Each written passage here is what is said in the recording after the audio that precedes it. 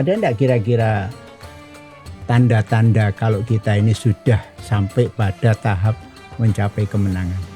Kita lihat apa yang nyata saja. Ya. Ya, yang bisa melaksanakan ibadah bertambah baik seperti 3 di antaranya yang saya sampaikan tadi, Ya. Itu yang berhak mendapatkan kemenangan. Ya. Kemenangan yang hakiki. Ya. Yai, kalau sampai pada saatnya ketika diumumkan sidang isbat bahwa besok adalah 1 Syawal, artinya kita sudah sampai di akhir Ramadan, apa sebaiknya yang dilakukan? Ya, yang pasti ya sholat Id, ya. Kewajiban kita zakat fitrah, ya. Kemudian silaturahim itu baik, tapi tidak ada hubungannya, sepertinya tidak ada hubungannya dengan Ramadan dan Idul Fitri. Itu budaya, tapi budaya yang baik juga.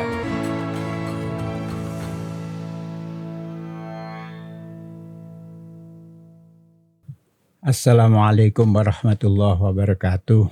Waalaikumsalam. Alhamdulillah kita jumpa lagi dalam podcast Ngopi Disik, Ngobrol Pagi Dialog Gersik, yang hari-hari ini memasuki edisi Ramadan dan kita akan terus berbincang tentang makna Ramadan. Dan sudah banyak yang kita perbincangkan terkait bagaimana mempersiapkan diri dalam memasuki bulan Ramadan, sampai bagaimana mengelola niat kita agar sampai di akhir Ramadan tetap pada niat yang sama dan kita akan meraih kemenangan.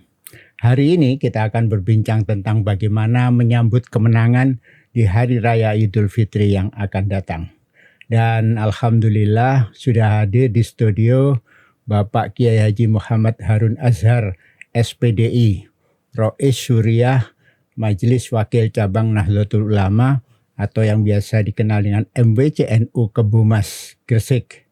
Kita sapa saja. Assalamualaikum Yai. Waalaikumsalam warahmatullahi wabarakatuh.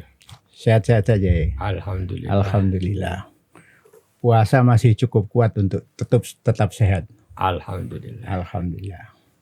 Apa kegiatan yang paling banyak menyita waktu-waktu Ramadan begini? Ya karena sudah tua ya, tidak banyak. Tidak banyak ya. Ya cuma 1-2 jam di BPD KMNU. Ya. Terus sisanya ya baca Quran dan tidur. Mutola'ah. Tidur itu bagian dari ibadah di dalam bulan Ramadan. Ya, Yai, ini terkait berbincang tentang Idul Fitri. Dan banyak yang mengartikan ini bagian dari kemenangan. Bagaimana mengartikan kemenangan dalam Idul Fitri itu ya? Sebelum membicarakan tentang Idul Fitri, terlebih dahulu siapa yang berhak mendapat kemenangan? Ya. Secara idealnya yang berhak mendapat kemenangan adalah orang yang puasanya sempurna sampai akhir bulan. Yang kedua, orang yang tarawihnya sempurna sampai akhir bulan tanpa jeda sama sekali.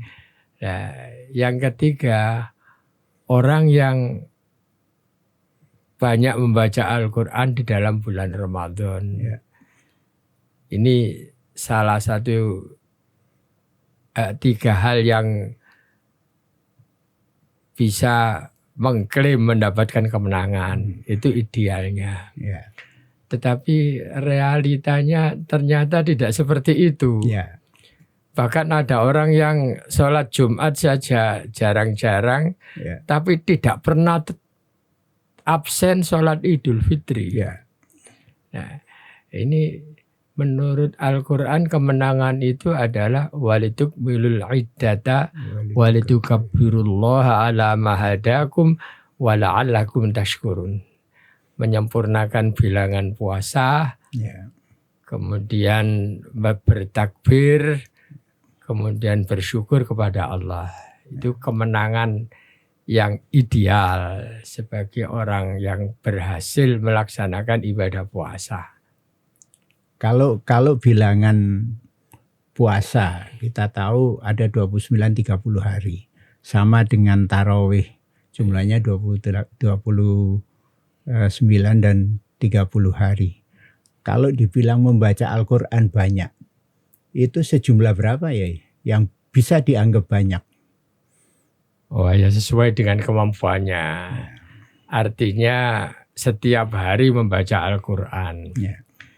Walaupun di luar bulan Ramadan tidak selalu membaca Al-Quran, maka pada bulan Ramadan Ada perubahan. selalu membaca Al-Quran. Walaupun satu halaman atau beberapa ayat. Artinya lebih dari yang hari-hari biasa. Lebih dari hari-hari biasa. Itu sudah masuk kategori banyak membaca Al-Quran. Ya, banyak membaca.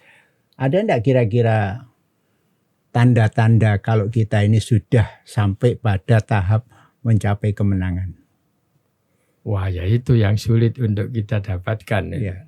Sulit untuk kita lihat. Ya. Sulit untuk kita prediksi. Tetapi kita lihat apa yang nyata saja. Ya. Ya, yang bisa melaksanakan ibadah bertambah baik seperti 3 di antaranya yang saya sampaikan tadi. Ya. Itu yang berhak mendapatkan kemenangan. Ya. Kemenangan yang hakiki. Ya. Tadi dikatakan bahwa mesti puasanya sempurna. Syarat untuk mendapatkan puasa sempurna itu seperti apa ya? Kita hanya melihat puasa sampai akhir. Puasa sampai akhir. Puasanya itu berkualitas apa tidak? Wah, itu sulit untuk kita lihat. Ya. Sulit untuk kita lihat. Amati. Ya, tapi yang jelas komplit mulai dari hari pertama sampai dengan akhir puasa. Ya. Yang tahu hanya dirinya sendiri. Ya. Tidak bisa dideteksi oleh orang lain. Iya, karena ada orang yang puasa, ada orang yang seperti puasa. Seperti puasa. Lapar tapi tidak mendapat apa-apa. Ya. Ya. Untuk menjaga supaya apa yang kita lakukan itu bagian dari kesempurnaan. Seperti apa caranya ya? Memang ya tidak mudah ya. Seperti kam min shaimin laisa lahu min siyamihi illal ju' wal athos. Itu sulit kita hindari sepertinya. Kadang-kadang kita berkumpul dengan teman-teman, berbicara yang tidak-tidak, kadang-kadang riba dan sebagainya. Itu menghilangkan hampir mustahil itu. Kalau kepingin begitu, ya riyadhah di dalam goa. Tidak keluar rumah. Tidak keluar rumah. Tetapi kita harus tetap berusaha. Paling tidak kita berusaha mengurangi perbuatan-perbuatan yang bisa menghilangkan pahala puasa itu. Terus terang saja memang saya akui bahwa untuk melaksanakan puasa dengan standar yang disabdakan oleh Rasulullah memang hampir mustahil untuk zaman sekarang. Tidak mustahil tapi hampir mustahil. Karena terlalu banyak godaan dari luar. Terlalu banyak godaan, terlalu banyak masalah, terlalu banyak acara, terlalu banyak hiburan dan sebagainya. Budayanya sudah berbeda. Sudah berbeda. Tapi banyak yang mempertanyakan kalau toh kita masih tergoda, bukankah itu setan masih ada?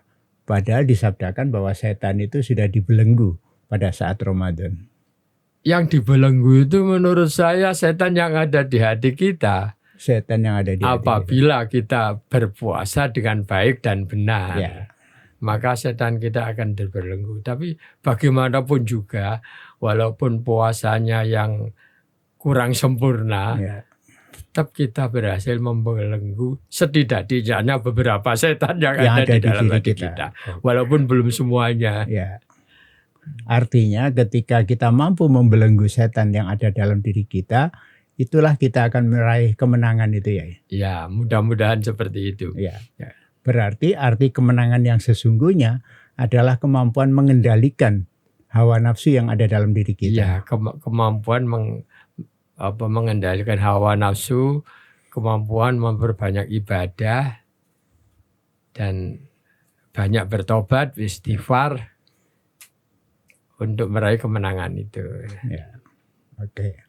Yai, kalau sampai pada saatnya ketika diumumkan sidang isbat bahwa besok adalah 1 Syawal, artinya kita sudah sampai di akhir Ramadan. Apa sebaiknya yang dilakukan? Ya, yang pasti ya sholat Id, Ya, kewajiban kita zakat fitrah, ya, kemudian silaturahim itu baik, tapi tidak ada hubungannya, sepertinya tidak ada hubungannya dengan Ramadan dan Idul Fitri. Itu budaya, tapi budaya yang baik juga. Ya, kalau apa yang kita banyak tahu, terutama budaya-budaya yang ada di Gresik, bahwa setelah kita melaksanakan zakat fitrah, kemudian malamnya kita takbiran hampir sepanjang malam, kemudian pagi harinya kita sholat Id. Setelah itu ada budaya bahwa hampir di semua masjid dan musola di Gresik melaksanakan tahlil, ya. Seperti apa sebetulnya dasarnya supaya mereka melaksanakan tahlil? Ya, ada orang yang berpikiran begini. Sebelum kita bersilaturahmi dengan teman-teman dan kerabat-kerabat kita yang masih hidup, ya, bersilaturahmi dulu kepada orang-orang yang telah mendahului kita. Lalu dikirim doa. Bahkan ada orang yang tidak mau malam-malam itu bermaaf-maafan, tidak mau. Ya.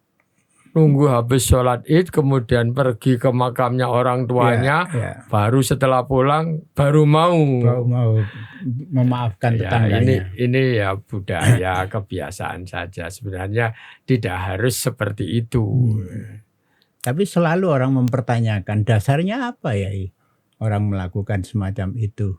Dalam artian bahasa mereka selalu tidak ada tuntunannya oleh Rasulullah. Memang tidak ada tuntunannya. Tapi orang berdoa, mendoakan kepada orang yang sudah tiada itu kan baik. Ya. Hanya saja kenapa harus waktu itu? Ya. Seharusnya kan setiap hari. Seharusnya kan setiap saat. Ya, itu budaya kita, ya memang kita akomodasilah. Bahkan menurut saya sampai termasuk kegiatan malam selawe, pasar bandeng dan sebagainya itu ya perlu kita akomodasi karena memang itu bagian dari kegiatan untuk mensyiarkan Ramadan dan Idul Fitri, tetapi juga banyak manfaatnya bagi pertumbuhan ekonomi, penggeliatan ekonomi pada saat Ramadan itu. Ya. Artinya setidaknya banyak masyarakat yang mendapat berkahnya Ramadan dari kegiatan ekonomi itu. Termasuk selamatan tadi. Ada di salah satu desa di Kebomas itu setiap orang bawa ambeng. Kemudian oleh takmir dilihat ambeng yang paling bagus diminta. Kemudian diberikan kepada imam dan khotibnya. Kemudian orang banyak itu ambengnya dimakan sendiri-sendiri. Oh gitu ya. Tidak habis tentunya. Tidak habisnya dibawa pulang. Masih ada itu terpelihara. Masih ada di desa di Kebomas. Artinya itu sebuah kebudayaan. Budaya yang baik dan tidak nyalai syariat. Tidak nyalai syariat. Itu hal-hal yang perlu kita pupuk terus-menerus. Bukan seperti misalnya ketika kita tahu besok Idul Fitri lalu menyalakan mercon. Bagaimana menurut Yai? Ada sebagian masyarakat kita seperti itu, Yai. Sebenarnya hampir semalaman suntuk itu nyalakan. Leluhur saya itu suka mercon. Jadi leluhur saya itu saudara-saudaranya mbak saya itu banyak dan kebanyakan laki-laki, kaya-kaya semua. Dan di Telogojero itu, kampung Telogojero Tengah, rumahnya besar-besar, kaya-kaya semua. Dan itu jual kain, bangkel. Kalau hari raya dapat hadiah dari Cina Cina, yang ya. tempat kulaannya itu merconan banyak sekali. Yang sampai sekarang itu meneruskan itu sepupu saya. Ya. Putra-putranya Pak Haji Iya, Som itu. iya. Itu sampai Itu masih, sekarang ya? itu suka merconan Ya, itu. jadi Ya. setiap malam takbiran merconan. Iya. Saya ingin mengatakan daripada membeli mercon kan lebih baik dibuat sodako. Iya. Tapi kita kan kalah banyak suara. Iya.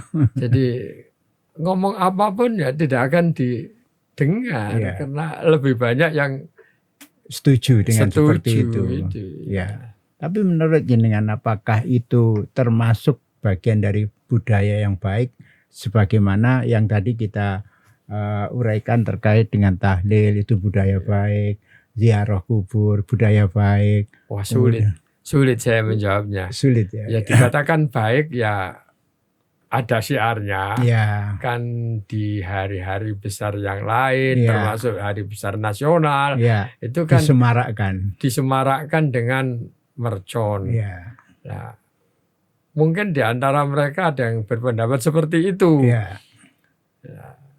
Tapi menurut saya seperti yang pertama tadi saya katakan itu tidak ideal. Tidak ideal. Iya. Itu cara melahirkan Iya, kemenangan yang tidak ideal. Iya. Tapi bukan berarti terlarang. Iya. Bukan terlarang tapi tidak ideal. Iya.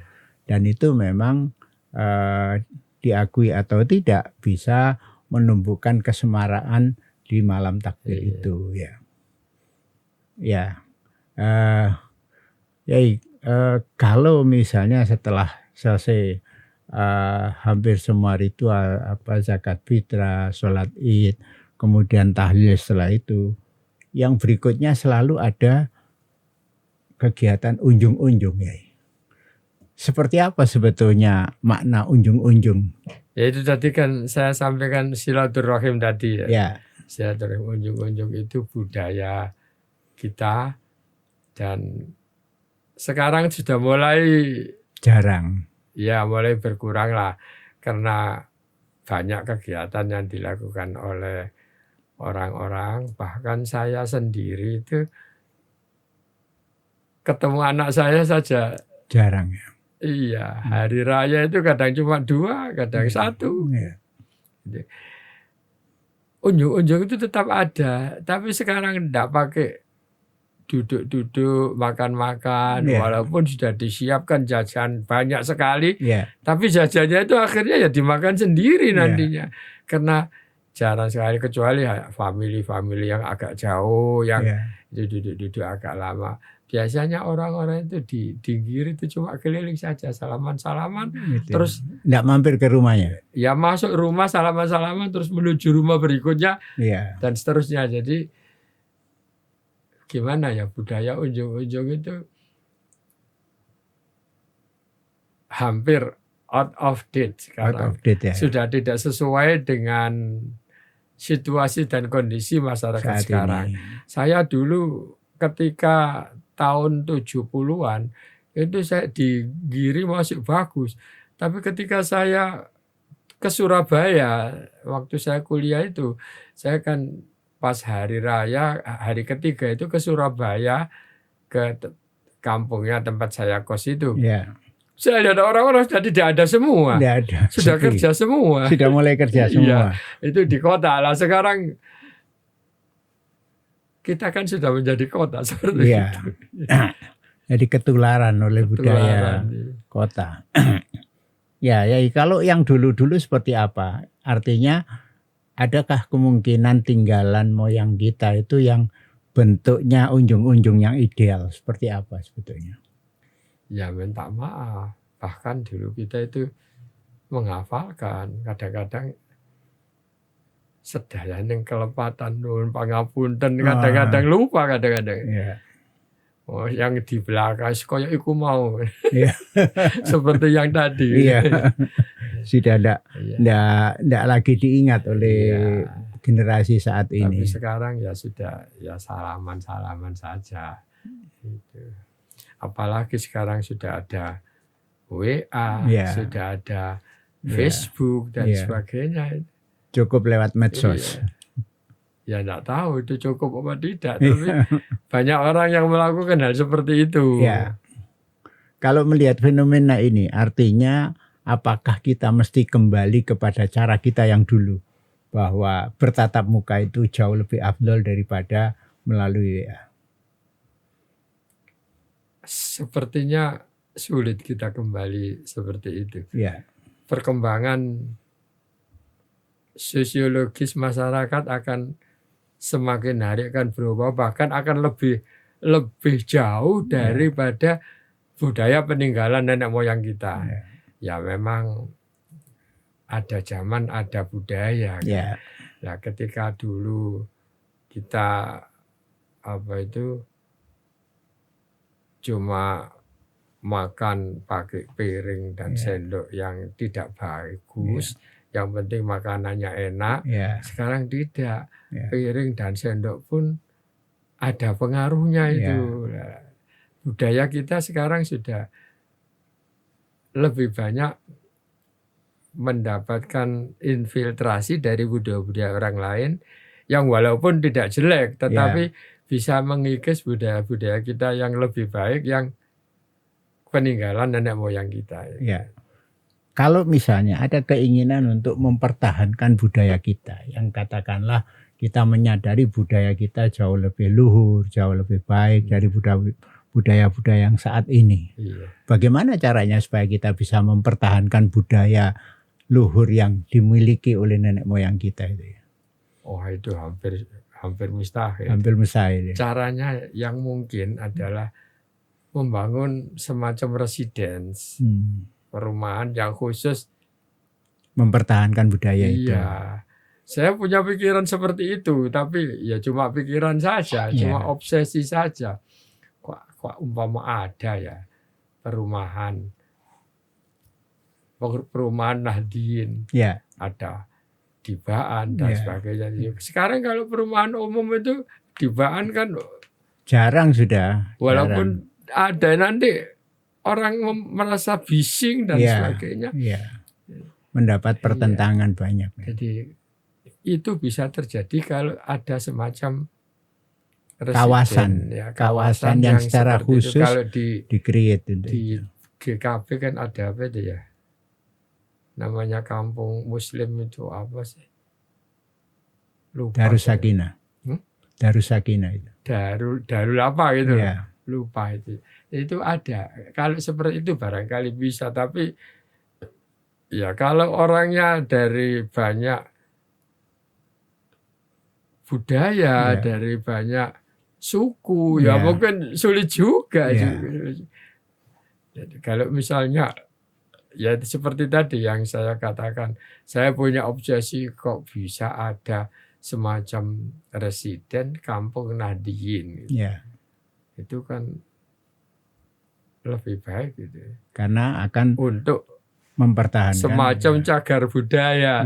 Semacam kalau ada apa itu cagar alam dan sebagainya, cagar budaya yang bersifat perilaku, bukan cagar budaya yang bersifat fisik. Bukan benda. Tapi di daerah-daerah perkampungan lama, terutama di Giri, kan masih banyak perkampungan lama yang didominasi rumah-rumah kuno. Apakah mereka juga tidak mungkin bisa mempertahankan budaya-budaya baik ini? Agak sulit. Semakin tahun semakin berkurang. Dulu saya waktu tahun 90-an, saya keliling kampung. Bahkan kalau malam hari itu Yai Zurifatur Rahman almarhum itu berkunjung ke rumah saya. Bukan saya berkunjung ke rumah beliau.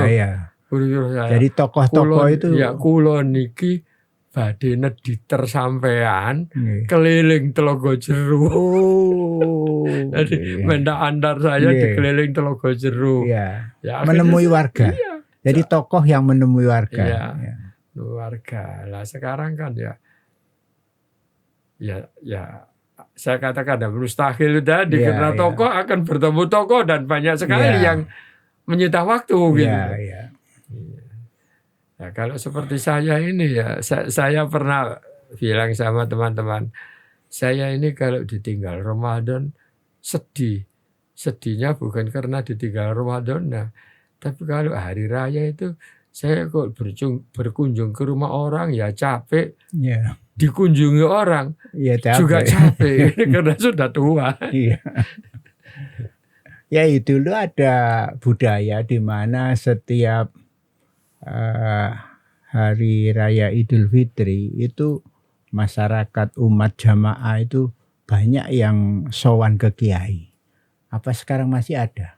Dulu itu sampai harus bergiliran, satu jamaah masuk di dalam rumah, kedatangan jamaah yang lain harus nunggu di luar sampai gantian untuk silaturahim, untuk minta doa. Masih ada, Masih tapi ada berkurang. ya, tapi berkurang ya, tidak seperti Kalau dulu. sekarang itu biasanya rombongan institusi tertentu. Ya, Misalnya kalau saya ya guru-guru dari ya, yayasan, madrasah, pengurus mulai IPPNU Ya. sampai muslimat, ya, itu berujung.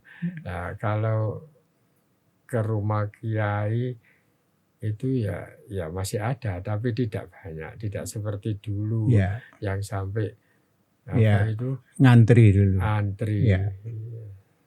Bahkan saya sendiri tuh dulu itu kan diajak orang-orang saja. Ke kiai-kiai di Kabumas itu tidak, tapi ke tokoh-tokoh ini di Kabupaten Gresik, iya. termasuk ke Kiai Roba, Iya, ke Kiai iya. Mahfud, Ya. itu diajak orang-orang ya ikut Iya. aja.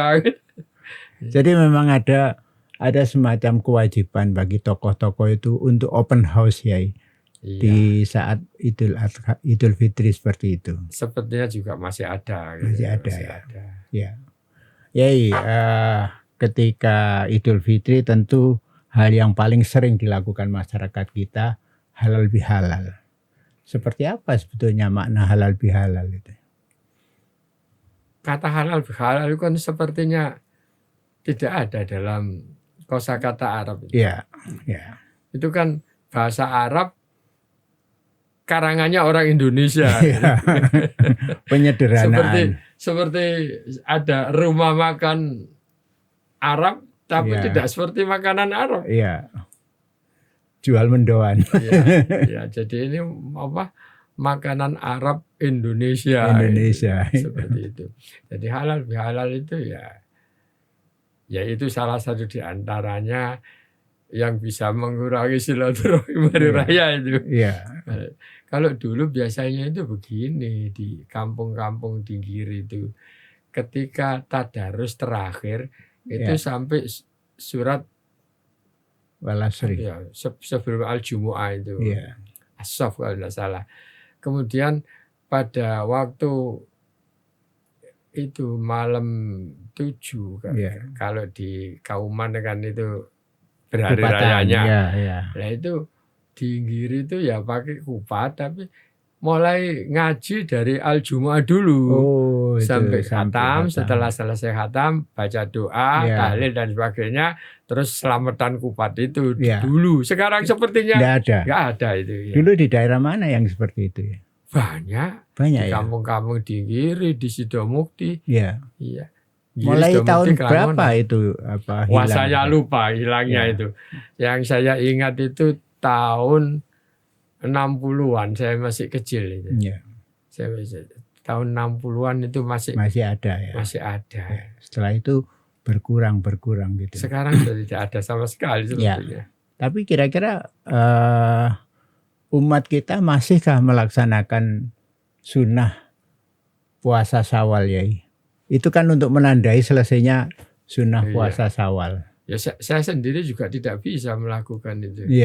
Iya, kan banyak tamu dan sebagainya. Apalagi sudah tua. Iya. Bahkan istri saya juga, gak usah poso. Padahal kalau setiap Senin Kamis pasti puasa itu kan. Kadang-kadang hari Ayyamul Bid juga puasa. Tapi Kalau hari raya setelah saya bilang sudah usah puasa nanti banyak tamu. Ya, Ini banyak tamu nanti kita nggak minum, tamunya ya nggak gak minum enak ya. juga. Gitu. Namanya Kita jadi nggak makan, tamunya nggak nggak makan enak, juga. ya. Gitu. Ya. Jadi artinya ada ibadah yang mulai sekarang makin sedikit Ya, yang biasanya meminati ya. dulu itu hanya kalau tinggi hanya tokoh-tokoh masyarakat yang Iya. melakukan itu, kiai-kiai. Hmm. Tapi kalau di Kauman kan hampir semuanya. Iya, iya. Hanya Kauman itu enggak tahu sekarang masih ada apa enggak ya. Masih ya, masih ya. Dan itu ditandai hari ke-7 mereka melaksanakan Lebaran yang sesungguhnya. Ya. Jadi open house-nya mulai hari ke-7. Itu sebagai bagian dari budaya kita.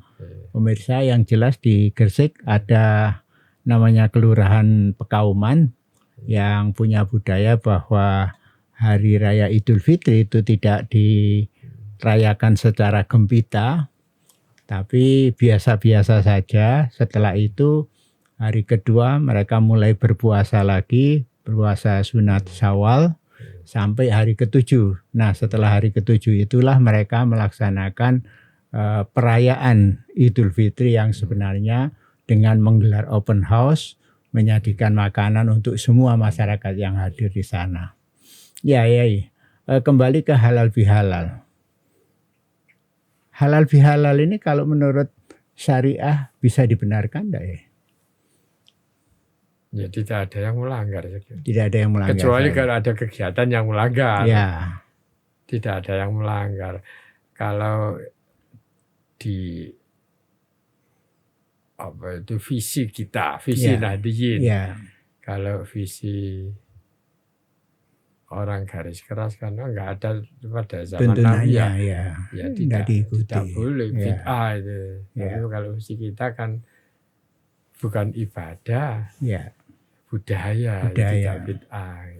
Atau jangan-jangan halal bihalal ini sebagai jawaban atas sulitnya orang untuk unjung-unjung ya, sehingga mereka berkumpul aja jadi satu, tidak perlu unjung-unjung, mereka bisa saling bermaaf-maafan di satu tempat yang sama. Ya. Bisa jadi begitu. Sekarang bahkan ada keluarga. Ya, halal bihalal keluarga. Halal bihalal keluarga. Bani siapa itu ya. Iya. Artinya ya, bahwa mungkin itu kalau tidak gini nggak ketemu. Dan itu mungkin salah satu hal yang menyebabkan mudik itu. Karena kalau tidak mudik tidak ketemu. Saya dulu kan nggak ngerti kenapa orang kok harus mudik. Payah-payah mudik. Setelah anak saya jauh-jauh saya baru oh iya ya kalau tidak gini ya nggak ketemu. Dan momen ketemu hanya pada saat Idul Fitri. Dan itu momen yang terpenting dalam kehidupan kita. Kita bisa ketemu, berkumpul lagi dengan keluarga. Memahami keluarga pada saat Idul Fitri semacam ini. Apa sebetulnya Yai yang disarankan Yai untuk keluarga-keluarga dalam merayakan Idul Fitri? Ya, kalau berdasarkan syariat Islam ya setelah zakat fitrah, sholat id ya sudah selesai. Tapi budaya-budaya itu bisalah kita lakukan yang baik, yang tidak bertentangan dengan syariah, apalagi yang bermanfaat bagi masyarakat umum bisa kita lakukan, dan ditambah pun boleh dengan hal yang baik pula. Saya kira itu saja, tidak banyak yang bisa kita lakukan. Artinya dalam rangka memeriahkan hari kemenangan itu, karena kemenangan itu sekarang dimiliki pengusaha wisata, pengusaha pariwisata. Artinya memang ada enggak anjuran untuk mensiarkan kemenangan ini?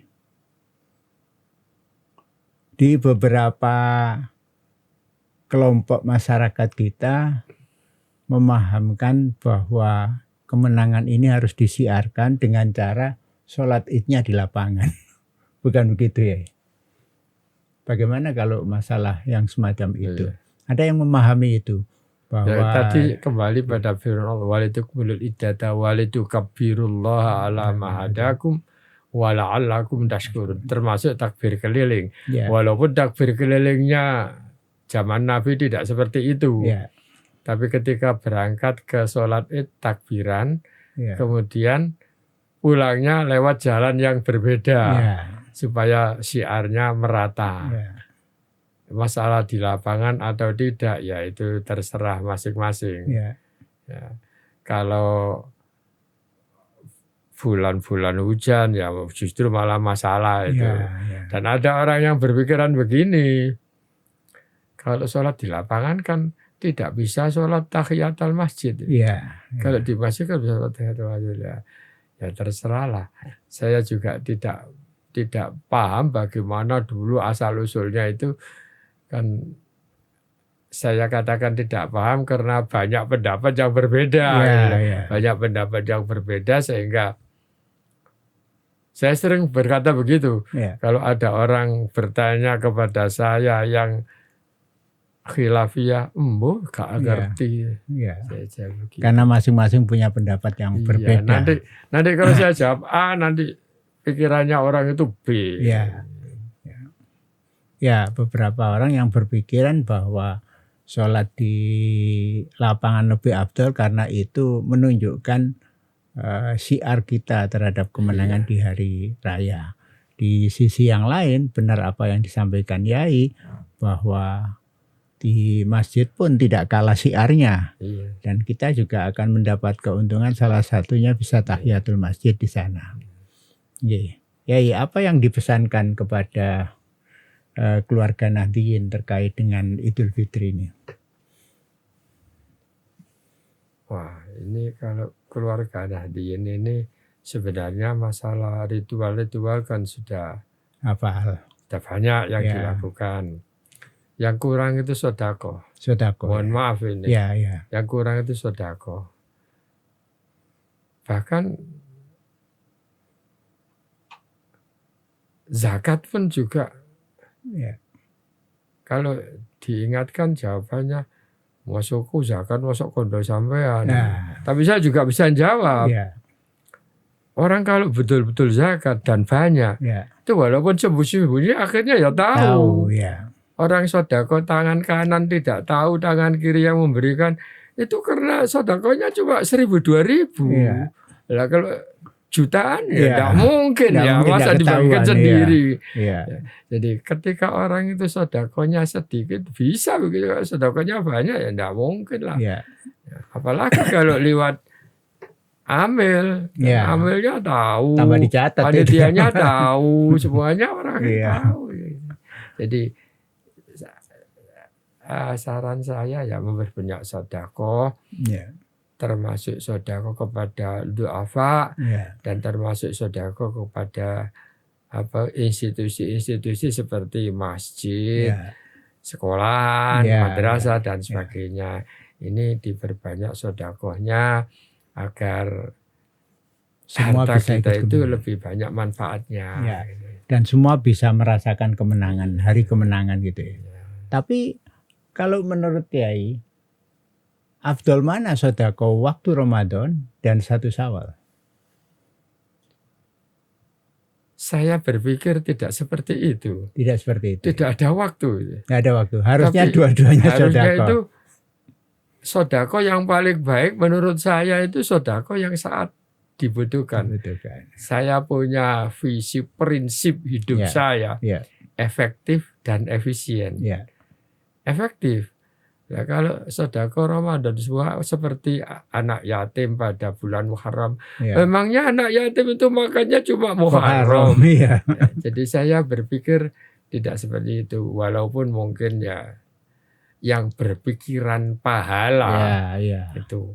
Nah, kalau bulan Ramadan itu Transaksional. pahalanya lebih banyak. Ya. Itu pikiran pahala. Ya, transaksional ya. Saya tidak berpikiran pahala. Ya. Sodako ya sodako, Ya. sholat ya sholat. Kalau saya bulan Ramadan lebih banyak misalnya beribadahnya ya karena anjuran Rasulullah Ya, gitu saja. ya. Tidak ada ini pumpung pahalanya Banyak, banyak kan ya. sepertinya apa ya. ketika harga naik maka kita jualan. Iya. Ketika harga tidak Murah, naik maka kita borong. simpan dulu. Ya, artinya transaksional. Mereka berpikiran untung rugi. Ya. Iya. Sudah tidak lagi berpikiran semuanya minallah. Kan gitu. Nggih. Ya, terima kasih hadirnya di studio karena waktunya tidak banyak untuk berbincang dan waktunya habis. Mudah-mudahan kapan-kapan bisa saya undang lagi ke sini ya, nggih. Siap nggih. Nggih, insyaallah. Sama-sama. Nggih. Pemirsa, itulah tadi perbincangan saya dengan Kiai Haji Muhammad Harun Ashar SPDI, Rois Surya MBCNU Kebomas, yang hari ini membahas tentang arti kemenangan di Hari Raya Idul Fitri 1446 Hijriah. Saya berdoa mudah-mudahan pemirsa semua dikuatkan oleh Allah Subhanahu wa taala, disehatkan untuk terus bisa beribadah di bulan Ramadan yang berkah ini sampai di akhir Ramadan, dan kita bersama-sama meraih kemenangan tentunya dengan peningkatan ketakwaan kita kepada Allah Subhanahu wa taala. Terima kasih sudah menonton, sampai ketemu di podcast yang akan datang. Assalamualaikum warahmatullahi wabarakatuh. Waalaikumsalam warahmatullahi wabarakatuh.